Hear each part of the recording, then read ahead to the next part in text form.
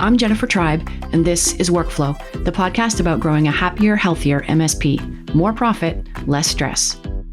Today on the show, why and how to fire your clients. Not all of them, of course, just the ones that are holding you back from being a happier, more profitable workplace. Are you stuck at a growth plateau? Is your profitability dwindling? Are you having trouble hiring and keeping techs? Are you working 80-hour weeks? It's time to take a good hard look at your client list. Letting go of poor fit clients is obviously not a silver bullet that will solve all your business problems, but you might be surprised at how much it can improve. Today, we dig into exactly how you can grow by cutting, including how to identify the clients you're better off without, when and how to successfully offboard them, and how to increasingly fine-tune your offboarding over time so that you're using it as a growth vector. My guest today is Erick Simpson, a former MSP, one of the early innovators in the managed services world actually, who now spends his time consulting and training MSPs and channel vendors. Erick has written 4 books for MSPs, which I will link to in the show notes. He's a frequent speaker, a multi-award winner, and just an all-around wealth of knowledge and experience in this industry. Now, the idea of firing clients is not uncommon. You've probably heard it before. But admittedly, it can feel really scary to think about, especially when you're small and the contracts you have landed feel hard-won. You don't want to let go of them. But shedding clients who no longer serve your business is like pruning your garden of dead growth, so you can put all your energy and resources into growing new, healthy shoots. The analogy that Erick uses is that it's like building a champion-level sports team. We want to get to the championship every single year, but as we know, the sports fans among us, we don't keep the same players every single year for 20 years. We make player trades in order to get the right players to help us get to the championship every year. In my analogy, all of our customers and clients are our players. We need to trade out our underperforming players in order to bring on the right players in order to help us get to the championship. And that's really the philosophy here, is how can we bring on the right clients that value our services, that pay us what we're worth, so that we can continue to grow and add to our staff and compete in today's very challenging talent hiring and retention market. Keep in mind, Jennifer, that the more C customers we keep on our client list, the more that's taxing our existing resources. By replacing an especially noisy C customer, we may be able to take on one or more A or B clients for the same technical debt. What I mean is the resources that we have to serve those clients. This realization comes from maturity, right? Growing your business, understanding what drives true growth and true profitability. If you're not spending time firefighting and reacting to these C customers, you have a lot more time to build stronger, more strategic relationships with these A and B clients. And that's one of the other challenges, is the C customers kind of rob you of the time that you should be spending with these A and B clients. And there's a morale impact that happens when you start executing on this strategy. Your staff is going to like it. They're going to say, wow, finally, I'm glad, thank you. And having direct conversation with the staff that says, look, from now on, we're only taking these type of clients on, and folks that don't meet this, we're going to find a way to exit. That's going to have a tremendous morale boost and improvement. And you couple that with some succession planning and strategy, and you couple that with bringing in more profits so that you can compensate your technicians better, you're going to keep them a lot longer, and you'll be able to stave off some other offers of folks that want to poach them out of your company, or at least give you a way to negotiate something to try to keep them. You mentioned A, B, and C clients. How do you segment your client base? How do you assess what criteria you should be looking at to determine this is an A client for us, this is a B client, this is a C client? A couple of the easy check boxes are, do they fit within our box of services? Sometimes we're delivering services to clients when we first start our organizations. We've said, yes, we do that, but really it becomes kind of this outlier thing. Like, we'll have one client that runs this particular piece of software, or they're in this just unique, weird vertical, and we brought them on. So do they fit within our scope of services? Do they align with our strategic requirements? Are they reactive kind of business operators? Are they strategic? Can we have strategic conversations? Can we roadmap with them? Can we add more value than being a reactive firefighter? What about cultural fit? Do we like them? I mean, I've fired clients because they just were mean. They cussed out a technician or two, and that's just unacceptable, right? So are they someone that we would like to go out and have a coffee with or a beer with? Do they have budget? That's an important one. And several other things that MSPs and IT providers can adjust for their own checklist of things, geographic territory, those types of things. Probably the top one is, can we build a true business partnership together where we're not just seen as another vendor? We had to be able to add value to the conversation and to their business to be seen as an irreplaceable part of their business growth strategy. I get the sense that a lot of MSPs are reluctant to think about letting go of clients or talking to them about changes that need to happen. In your experience, is this true? Absolutely. When we first start our MSP practices, a lot of us will take anybody that comes along because, hey, we've got to keep the lights on, right? But over time, as we begin refining what our ideal client persona or avatar looks like, then we begin searching to attract those types of clients. And in many cases, some of the clients that we started our businesses with may still be on our client list. And these are the clients that are typically the ones that we have over-delivered services, right? We've gone way above and beyond and said yes to so many things because we were just excited to have them as clients early on. And typically they're enjoying probably our best rates ever, right? Because over time, when we start looking back at our businesses and looking at our client lists, and we start to see the segmentation between what clients are paying us, it's typically the legacy clients that are paying us the least because our maturity, operational maturity probably wasn't where it needed to be when we started our businesses. So we haven't been truing them up regularly, or maybe we were just inexperienced at having those more strategic conversations early on that allowed us to say, hey, business costs are going up for both of us. We're sorry, but we're going to have to increase our rates just to meet the current cost of doing business and things like that. So it can become very awkward to have those conversations early on. Once we begin having those conversations with C customers and helping them find other homes, it tends to get easier over time. So the initial awkwardness and the initial reticence to have those conversations, it's just like anything, right? The more that we do it, the better at it we get. And then over time, what ends up occurring is we don't take on any more C customers. We're really bringing on those A and B clients. And so we tend to have those conversations less over time if we're doing it correctly. How often should an MSP be evaluating their customer base, looking for these C clients? Yearly. We should start toward Q4, kind of looking at our client list and segmenting, identify, get your scorecard ready. What are those check boxes that your A clients need to fill? And then score every client against those check boxes. And the ones that come out at the bottom, determine which one of those makes the most sense to exit. And do this on a regular basis. This is the way that you continue to perfect your client list and make sure that you're working with those clients that fit best with your organization, with your vision, and you're really true strategic partners with. It's not only about exiting customers to make room for A clients, it's also about yearly reviewing of your pricing structure and making those rate increases and fee increases as necessary every single year so that you don't erode the target profit margin that you established when you first brought that client on. Erosion of profit margin is also an enemy.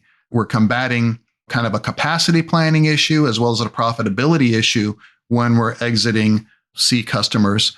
But we also have more work to do to make sure that our existing clients are trued up and we're maintaining that profit margin target with those existing clients so we don't get stuck in that legacy pricing client situation where we've got some clients paying us less than what we're bringing on new clients for. How do you recommend offboarding C clients? I tend to like the ability to help them find another home. So I know a lot of MSPs and IT providers know who their competitors are. You may even be outsourcing some of your work to some of these other providers. They would be happy to take some of these clients, as long as you're not giving them the worst of the worst of the worst. We don't want that, right? You know what I mean? There's a way to handle this so that you're doing right by those customers and trying to help them find another home, and also being helpful in the transition from your services to the other provider services. What if you're in a situation where it's a PITA, pain in the ash can client, and they've not been very nice to you and your team, or they just won't pay what you want them to pay? How do you pass that over to an MSP saying, we don't want this client, do you want them? The PITA clients, I wouldn't wish them on anyone. It would just simply be you know what, this doesn't seem like it's a fit anymore. Let's start planning for your transition to another provider. And then at that point, it's up to them to go find that provider. Just reassure them that you have a process to help them transition smoothly. Clients that don't have the budget to meet your fees, and that's a little bit different. There may be other providers out there that are smaller that would be happy to take those on.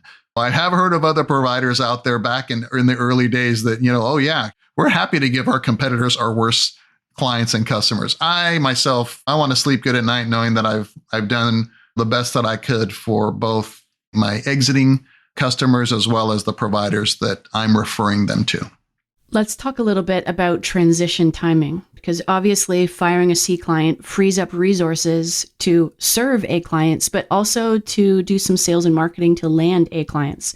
But would you recommend firing clients before you have the new ones to bring on, or waiting until you've got your new clients ready in the wings before you exit the others? That's a great question, Jennifer. And I'll share a story, I guess, is kind of in the way of answering that. I started my IT practice in 97. At about 2004, 2005 is when we started looking at how can we scale more broadly? How can we take on more clients without having to hire so many staff? Back then, it was the time and materials days for us. We did a lot of projects. Everything was based around how many hours we had to give. For us to hit our revenue goals, we would have had to have hired about 20 technicians and engineers just based around how many hours we could build them out and for what rates and things like that. And so we started thinking about how can we do this differently? And this is when we came up with this flat fee IT service model. It wasn't called managed services yet. So we started developing this flat fee IT service model, and we introduced it to all of our A clients first. The A clients, they didn't really understand all of it because we didn't yet either, but they said, you know what, we trust you, Eric. If you think this is how we should continue working together, we're happy to sign up. Then we approached our B clients, and we found that, yes, there were a lot of B clients in that group, but there were some A clients in disguise, which was proof positive that we just weren't spending enough time with them to develop that relationship into an A client relationship. But we also discovered that we had a bunch of C customers in there. So we transitioned a good percentage of our B clients as well. And then we were left with all these C customers. So I think out of a customer list of about 220, we transitioned about 70 or so to flat fee IT services. And the rest, we had to have a conversation about. We were generating about $50,000 or $60,000 a month in just reactive time and materials work from this pool of C customers. I was loath to see that revenue go away, but I was convinced by my team to look, either we're in the pool or we're out. Either we're going flat rate or we're not. This kind of reactive break fix stuff is working against our strategy. So I agreed, okay, let's exit these C customers. And over time, we did that. What I was surprised to find, Jennifer, were two things. Number one, 95+% of our customer service issues went away. It was just like amazing how many challenges we had with these C customers because they weren't very strategic and all the other reasons we've been talking about. The second thing that blew me away that I wasn't expecting was that once they were gone along with that $50,000 or $60,000 a month in top line revenue. We were actually more profitable after we exited them, because what happened was they would be mad. They would want discounts on their invoices. We were writing things off. A technician would be on site doing work for them, but they'd be on the phone trying to help another client while they were there, and they were angry about that. So they were always negotiating write-downs on their invoices or slow paying us on all this other stuff. Back to your question, when is the right time to release a C customer? I mean, do you sell first and exit them? I guess it really depends how much you're relying on that top line revenue for operating costs month over month. My advice would be just to evaluate your tolerance for that. If you have some A clients ready to sign up, I say evaluate what's going out the door as you're bringing stuff in. If you just have PETA clients that are taxing your company morale, along with slow paying you and not paying you profitably, then you may decide to exit them, just because it allows you now to spend more of that strategic time, not only from a sales perspective to bring on A clients, but spending more strategic time with your A and B clients. Trust me, I think you know this, Jennifer. Spending more time with those A and B clients will uncover more opportunities and more budget. And it's a lot easier to get an existing client to pay more money than it is to bring on a new client. So there's a couple of ways that you can overcome that top line revenue deficit. After a few years of really segmenting and offboarding your C clients, I can imagine that your C bucket might get quite small. As your sales criteria tighten up at the top and you mature as an organization, your C bucket might have no one in it potentially. The more you do it, let's say the first year you do it, it's kind of tough. You're making some tough decisions. You're kind of working your way through it. You're feeling kind of bad about it, but you're going to come out positively. The next year you do it, okay, you feel a little bit better about it. I think by the third time you're doing it, you really have to be a little bit more aggressive, maybe is the word, or more surgical. Like there will be times when you'll be like, well, I'd love to keep this C customer, but I think you have to really refine your profile for clients. It may come down to everything. They check every box, but they just aren't growing. So as you get down to that type of filtering, it's just a simple growth decision. If they're not growing and otherwise everything else is cool, then the assessment becomes, well, how many of these clients do we have that are cool, that we love, but they're just not growing? And then you have to sharpen your pencil on saying, well, they are taxing our resources now. We may have to be a little bit more direct in this decision making and say, okay, we love them. If things were different, we might keep them. But the job market being what it is, and my staff and capacity planning being what it is, if I exited these 3 C customers, I might be able to bring on 4 or 5 A and B clients. As you become more mature from a financial maturity level and start looking at margins, it may come down to, are we hitting our growth goals that we're going for? Are we maintaining our margins? Are we growing those margins? And sometimes the more that we do this kind of segmenting of clients and exiting, those decisions become a little bit more difficult if we're doing it on a yearly basis. But by the third year you're doing it, you're probably not going to be having to exit clients because they're not growing or because they're not paying. Because remember, the last couple of cycles, you're bringing on those clients that are meeting those strategic objectives. They are growing. They have budget. They're more strategic. So hopefully it'll kind of even itself out over time, and you won't get into a situation where you're having to do a large scale of exiting of clients. Maybe it's 1 or 2 once a year for different reasons at that point. There's a professional services consultant named David Meister who's been around for decades. And his advice was always, you should just be dropping your bottom 20% every year, no matter what. Even if they're not like a problem client, just they've fallen to the bottom of your list, bottom 20%, out they go. What do you think of that? I agree with that. And I'll add to that. If you're doing that, what you're doing now is for the new clients that you bring on board, you're raising your rates.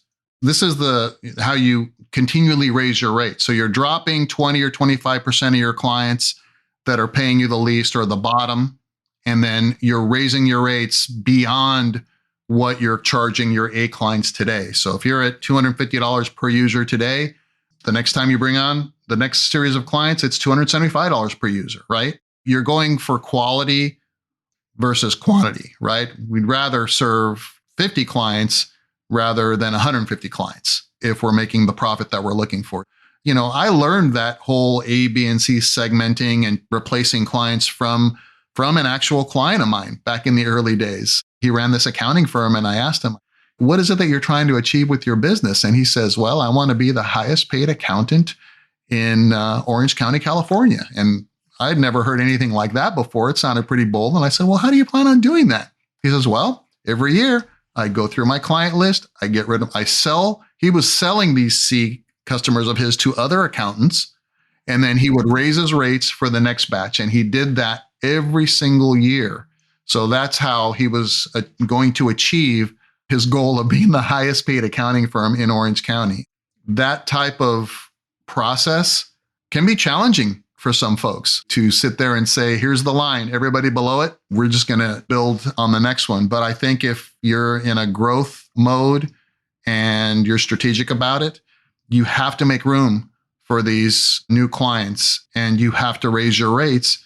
And guess what, Jennifer, if we're doing that on a regular basis, we may not have to grow our teams as much as if we didn't do that. The biggest challenge I hear from partners all the time is like, man, I need to hire more techs. I need more engineers. I need this and that. And it's because they're keeping, I think, a lot of their clients rather than maybe taking an approach like this that says, look, every year I'm going to exit, it doesn't have to be 20%. It could be 10%. It could be whatever it is. But again, you're kind of load balancing your resource capacity needs along with it. So it's not simply about making more money. It's about how you utilize that top line revenue to reward and keep good staff and to hire the staff that you need along the way to allow for controlled, sustainable growth. That was MSP consultant, author, and speaker Erick Simpson. You'll find contact info for Erick, links to resources we mentioned, and a full transcript of today's show in the show notes at syncromsp.com/podcast/003. That URL again for today's notes is syncromsp.com/podcast/003. What did you think of today's episode? Let us know with a review for Workflow on Apple Podcasts or send me an email at podcast@syncromsp.com. If you do leave a review, take a screenshot so we know it's you, email it to me, podcast@syncromsp.com, and I'll send you your choice of a free Workflow or Syncro t-shirt. And don't forget to tell your friends about us. Until next time, this is Jennifer Tribe. Thanks for listening. Workflow for MSPs. Brought to you by Syncro, the all-in-one PSA, RMM, and remote access tool for running a profitable MSP.